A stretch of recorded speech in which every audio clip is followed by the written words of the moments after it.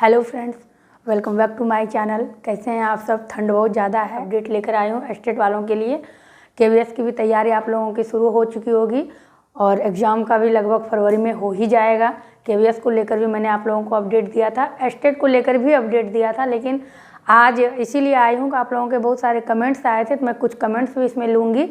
और सबसे पहले ये समझ लीजिए, आप लोगों का अभी जो मैं इस वीडियो में चर्चा करूँगी, वीडियो ज़्यादा बड़ा नहीं होगा, छोटा ही होगा। और आप लोगों के कई सवाल थे एज को लेकर के, सब्जेक्ट को लेकर के, और कॉमर्स वाले का तो अभी निकला हुआ है 2011 के बाद, बस यही अभी 2023 में आया है, लगभग 11-12 साल के बाद आया है।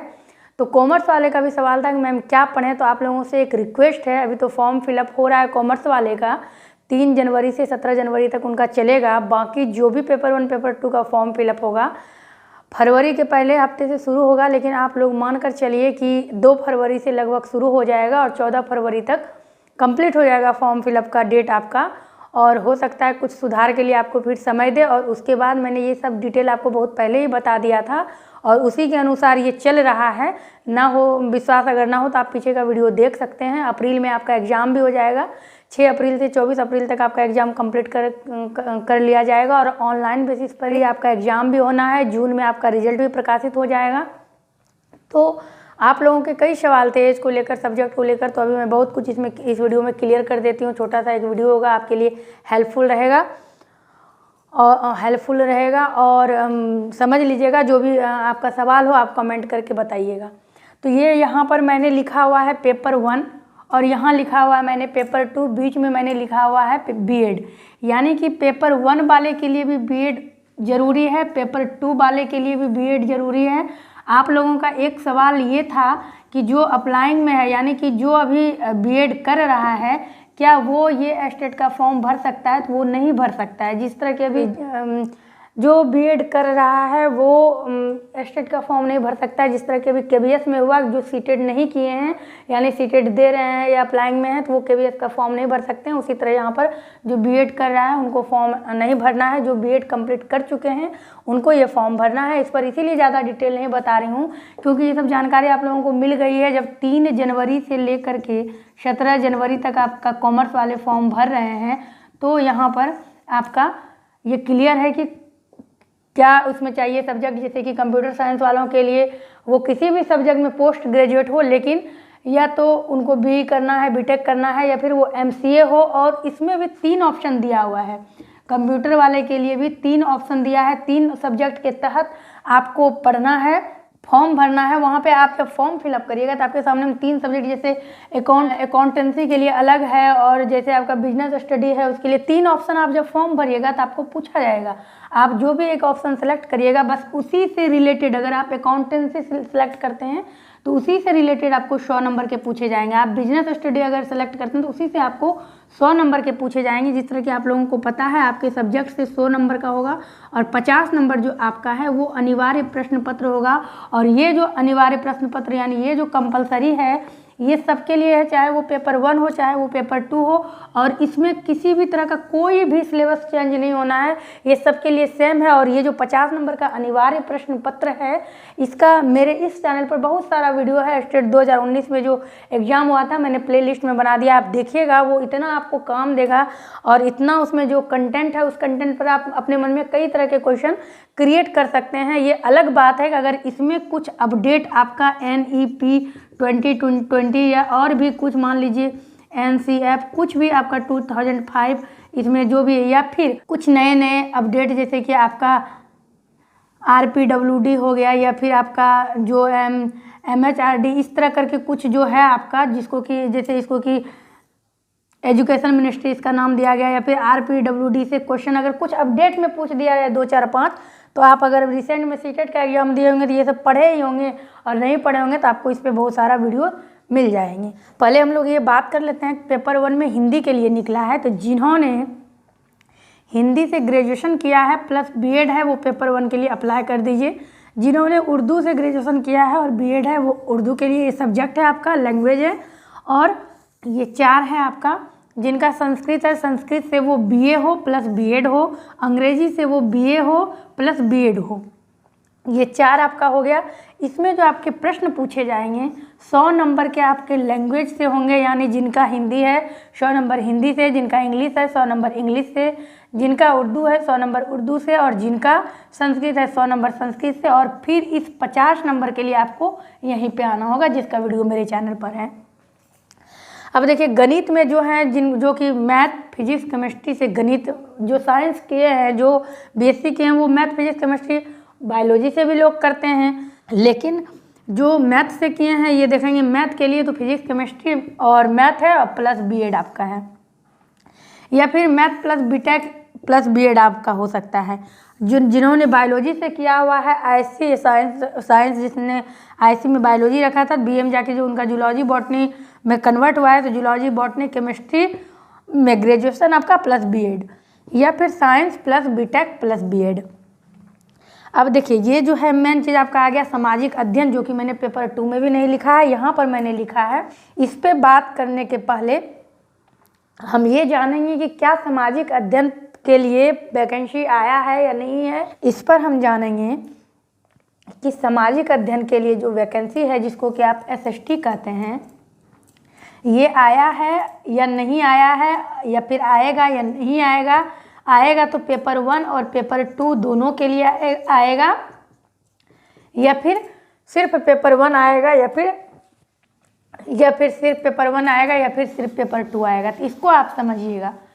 अभी आपका 2 फरवरी से फॉर्म फिलअप होगा। अभी किसी भी प्रकार का कहीं भी कोई सिलेबस आउट नहीं हुआ है। सबसे बड़ी गलती यही है कि सरकार को पहले सिलेबस देना चाहिए, क्योंकि जो अभ्यर्थी हैं वो एक फॉर्म नहीं भरते हैं, एक तरह की पढ़ाई नहीं पढ़ते हैं। अगर कोई अभी सीटेट का एग्ज़ाम दे रहा है तो समझ सकते हैं वो पूरी तरह से एनसीईआरटी पर बेस्ड है, एनसीईआरटी वो पढ़ रहे हैं। हालांकि मेरे चैनल पर आपको एनसीईआरटी भी मिल जाएगा। अब जो स्टेट का करेंगे तैयारी, मान लीजिए पेपर 1 आप उठा लीजिए, सामाजिक अध्ययन उठा लीजिए, तो उनको तो पढ़ना पड़ेगा, आपका बिहार बोर्ड का बुक पढ़ना पड़ेगा, उसको बिहार बोर्ड का बुक पढ़ना पड़ेगा। अब देखिए दोनों एक साथ, हालांकि कंटेंट दोनों में सेम ही रहता है, लेकिन थोड़ा सा एनसीईआरटी में ईस्वी वगैरह को, तथ्य वगैरह को लेकर के थोड़ा सा फर्क होता है। लेकिन इससे आप अगर आंसर देंगे सीटेट में, आप इसके अनुसार आंसर देते हैं और इसके अनुसार आप क्लेम भी कर सकते हैं कि मैंने एनसीईआरटी में पढ़ा है। लेकिन बिहार बोर्ड क्या करेगा ये आपको पता नहीं है। स्टेट 2019 वाले की स्थिति आप देख रहे हैं।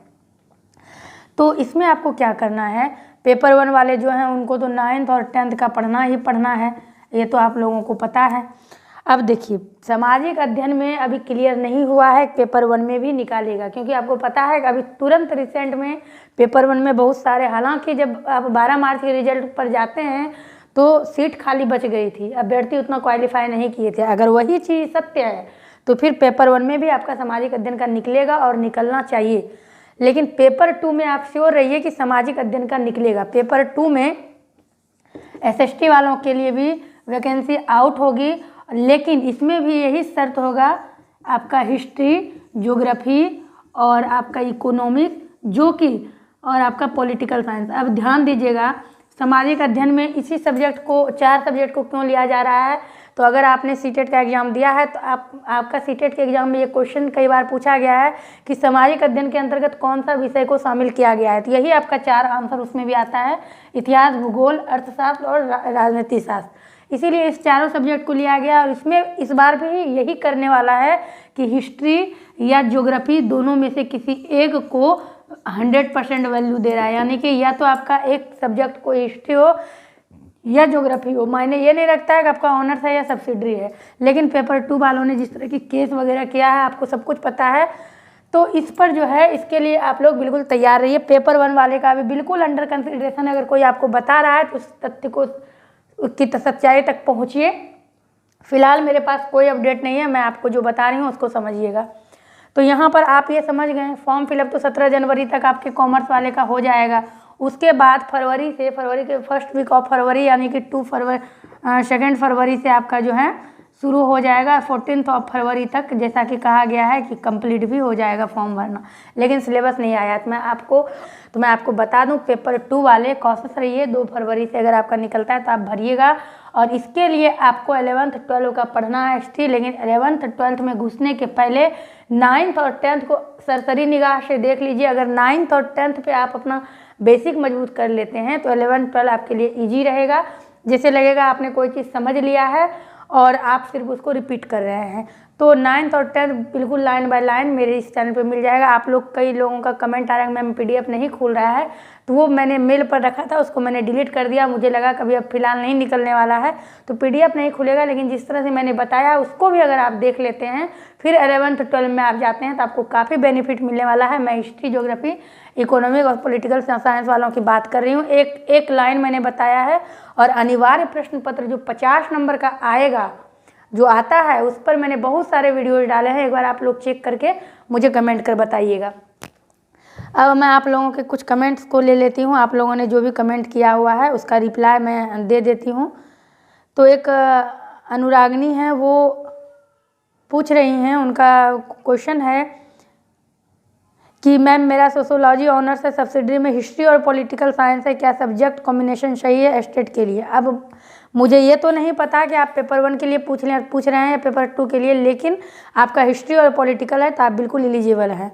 दूसरा आपका क्वेश्चन है, इन्फॉर्मेशन चाहिए, क्या इस बार स्टेट सोशल साइंस वालों का होगा ये तो तय है, लेकिन पेपर 2 में भी लगभग तय है। पेपर 1 का भी अंडर कंसिडरेशन है, देखिए क्या होता है। बिहार है, थोड़ा सा धैर्य रखिए, लेकिन वही है, बहुत लेट से आपको बताया जाता है, जिससे कि तैयारी करने का भी लोगों को समय नहीं मिलता है। एक क्वेश्चन है मैम 10+2 सोशल साइंस का एग्ज़ाम होगा, ये अनु करके कुछ इनका नाम है, पूरा शॉर्ट में नाम है। तो वही तो मैंने अभी समझा दिया आपका कि ये लगभग 98% तय है। 99 भी मैं नहीं बोलूँगी, लेकिन पेपर 2 वाले का होगा। इसके लिए आप लोग कोशिश रहिए, 9th 10th 11th 12 पढ़ना आप लोग शुरू कर दीजिए। कमेंट है कि मैम आपका PDF नहीं खुल रहा है, तो वो मैंने बता दिया है। एक कमेंट्स है किस सब्जेक्ट में कितने सीट हैं, उसका डिटेल वीडियो बनाइए, ठीक है, उस पर भी मैं बता दूंगी। हालांकि आप फॉर्म भर दीजिए। थोड़ा सा इस सीट को लेकर के ये कॉमर्स वाले को थोड़ा सा होगा, इसमें चूंकि 3 सब्जेक्ट दिया हुआ है तो इसमें शायद 1-2 फुल भी हो गया है, इस पर देखना होगा। एक क्वेश्चन है BEd किए हैं और BCom किए हैं, पेपर फिल कर सकते हैं? आपने ये नहीं पूछा है पेपर 1 या पेपर 2 के लिए। अगर पेपर 2 फिल करना चाहते हैं BCom नहीं, बल्कि आपको MCA या कोई और एक्स्ट्रा डिग्री, जैसे कि मैंने बता दिया BTech B वगैरह कुछ करना होगा। सिर्फ BCom और BEd से नहीं होगा आपका पेपर 2 के लिए, मैं बता रही हूँ। और एक क्वेश्चन है अरशद भाई का, एक क्वेश्चन है कि मैम मेरा ऑनर्स उर्दू और सब्सिडरी में 2 सब्जेक्ट है, इकोनॉमिक्स और पॉलिटिकल साइंस, क्या मैं पेपर 2 में दोनों से क्वेश्चन आएगा? आपका क्वेश्चन कुछ क्लियर नहीं है अरशद भाई, कि मैं मेरा ऑनर्स उर्दू से है और सब्सिडरी में 2 सब्जेक्ट है, इकोनॉमिक्स और पॉलिटिकल। देखिए, अगर आप पेपर 1 की बात कर रहे हैं तो सामाजिक अध्ययन में आपको जाना ही नहीं है। एक तो आपका इकोनॉमिक्स और पॉलिटिकल है, वैसे भी आप नहीं जाइएगा। अगर पेपर 1 में निकलता है सामाजिक अध्ययन का तो फिर भी आप नहीं जा पाएंगे, क्योंकि आपका ना हिस्ट्री है ना ज्योग्राफी है। लेकिन चूंकि आपका ऑनर्स उर्दू है तो आप लैंग्वेज का फॉर्म भर सकते हैं। लैंग्वेज के लिए तो निकाला ही गया है कि आप जो उर्दू से BEd किए हुए हैं और आपका उर्दू ऑनर्स है, तो आप लैंग्वेज के लिए हैं, आप बिल्कुल एलिजिबल हैं 2023 के लिए। पेपर 1 का आने वाला है और बहुत सारे क्वेश्चन हैं, इतना का तो जवाब देते देते मुझे लगता है 1-2 घंटा लग जाएगा वीडियो में। तो उम्मीद करते हैं कि आप लोगों के लिए हेल्पफुल रहा होगा। और अनिवार्य प्रश्न पत्र के लिए कोई भी मेरे इस चैनल को देख सकते हैं, मैं इस वीडियो के लिंक में और एंड स्क्रीन पर भी लगा दूंगी, देख लीजिएगा। बाकी जो इंग्लिश वाले हैं पेपर 1 के लिए मैं थोड़ा सा हिंट्स दे देती हूँ। जो अभी 2019 में एग्जाम हुआ था, इसी आधार पर हुआ था। ये जो हिंदी वाले हैं वो 9th और 10th की पूरी अच्छी तरीके से लाइन बाय लाइन पढ़ लें। उर्दू वाले भी वही करें, 9 10th की पढ़ लें। संस्कृत वाले भी वही करें और अंग्रेजी वाले भी 9 and 10th की इंग्लिश बुक पूरा बिल्कुल अच्छे से। और इंग्लिश वाले और हिंदी वाले ये ध्यान रखें कि आपके 9th और 10th में जो ग्रामर दिया गया है, इंग्लिश हिंदी वाले वो ध्यान दें किस लेवल तक दिया गया है, उसको भी टच करें। और 50 नंबर के लिए अनिवार्य प्रश्न पत्र पढ़ें। KBS के लिए भी मैंने सिलेबस बताया था और बहुत कुछ शेयर किया था। कुछ शेयर मेरे पास और भी इम्पोर्टेंट महत्वपूर्ण चीज़ आएंगे तो आप लोगों के साथ मैं ज़रूर शेयर करूँगी। उम्मीद करती हूँ आपके लिए वीडियो हेल्पफुल रहा होगा। मिलती हूँ आपसे अगले वीडियो में।